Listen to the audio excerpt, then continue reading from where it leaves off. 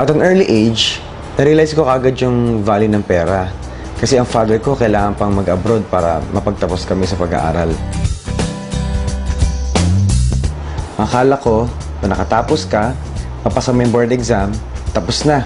Hindi pala. Pag nakatapos ka, tapos ka rin. Dahil hindi ganun kadali makahanap ng trabaho. Yung unang-unang kumpanya na pasukan ko, akala ko kapag nagsipag ka, bigay mo yung best mo, maging loyal ka sa company, ang bilis umasenso. Hindi pala. No? Hanggat hindi ikaw may control ng income mo, you're not in control of your life. Alam ko, ang pag-asenso, nasa business. Kaso nga lang hindi ko alam kung ano yung business para sa akin. Na-invite ako sa networking, akala ko benta-benta. Sabi ko, hindi ko linya yan. Hindi bagay sa akin kasi chemical ako, yung products all natural. Kaso nga lang meron ako na-meet na engineer din, katulad ko, na kumikita ng 300,000 isang buwan. Na-challenge lang ako. Kung kaya niya, kaya ko rin. So, pinag-aralan ko, nag-train ako.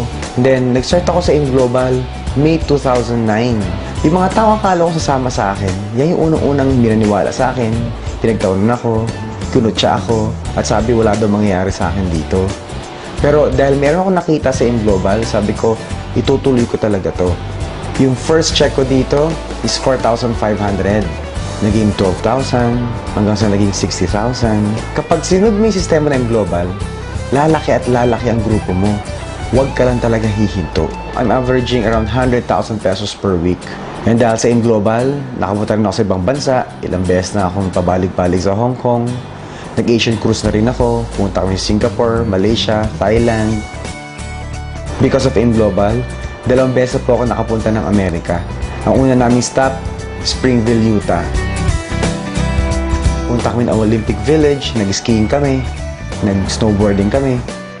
Punta rin kami ng Moab, yung mga rock formation nakita namin. Come to where the flavor is. Come to Marlboro County. Then pumunta kami ng Las Vegas. Nag-helicopter ride kami. Punta rin kami ng California, sa Universal Studios, isang Anaheim Disneyland. And doon kami nagpakabata talaga. Nag-stay kami sa US for 2 weeks. Lahat po libre. All expenses paid by the company. May pocket money pa kami. In 2 years, nakabili po akong 3 sasakyan. Yung first car ko, Montero. Yung mga kaibigan ko, nung nagsimula ako dito, ay nila maniwala. Nilumabas yung Montero ko, hindi naman sila makapaniwala. Yung second car ko, Hyundai Tucson, pang coding. And wala pong isang buwan, after ko binili yung Tucson, binili ko po yung third car ko.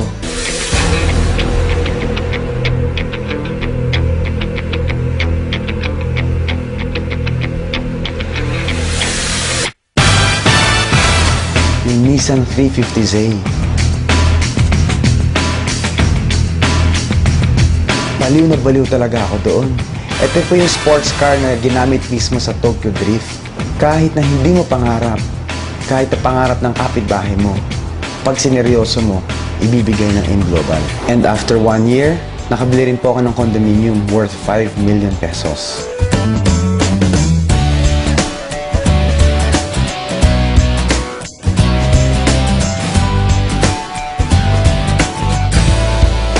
Ang fear ng iba, baka una-unahan at nahuli na sila. Katulad ko, after 3 years pa bago ako nag-join. Pero may prinsipyo nga ako you don't have to be the first, you just have to be the best. Sa InGlobal, hindi lang naman puro pera, bahay, sasakyan nagbibigay sa'yo. Nag-gain ako ng knowledge, ng skills, na-develop yung personality ko, na-boost yung confidence ko. I was able to gain control of my time and my life. And most important, I was able to become a global ambassador of hope.